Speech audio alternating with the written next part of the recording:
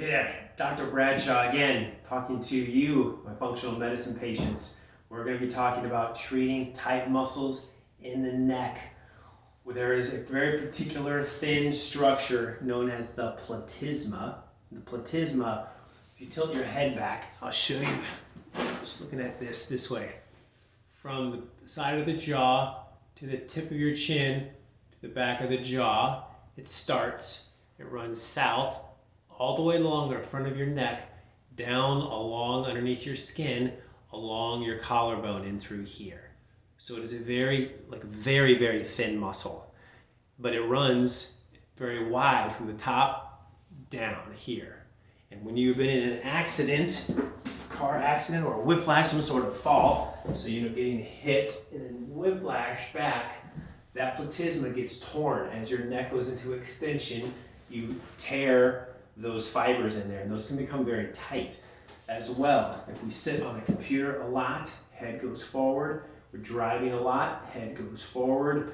We end up with this shortening of those structures from the chin down to the collarbone. We want to get those to stretch back out.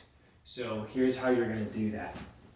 Best way to do it, I'll show you a little closer, is you're going to take your fingertips, so they are side by side, flush like this. Obviously these are not flush. Everything's going to shorten up, so everything's kind of basically at the same distance, the same length, right? So that's going to be what you're going to use.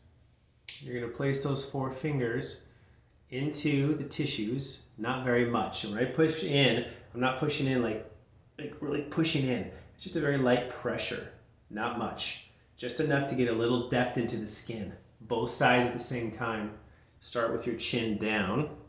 You hold that there, and you're going to hold that tension as you tilt your head back.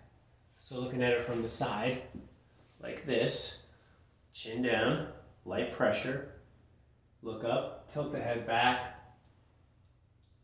as much as you can.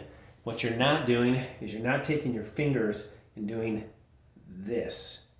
You're putting your fingers here, holding it there, and you're pulling your neck back so that my arm is moving that way, my neck is moving that way. I'm just holding pressure right here. My arm's not moving. Think of it like just doing this, right? I'm just doing that, moving my neck. I'm not actually using my hand to scrape the muscle. There's a lot of arteries and veins in here. You don't want to put a lot of pressure.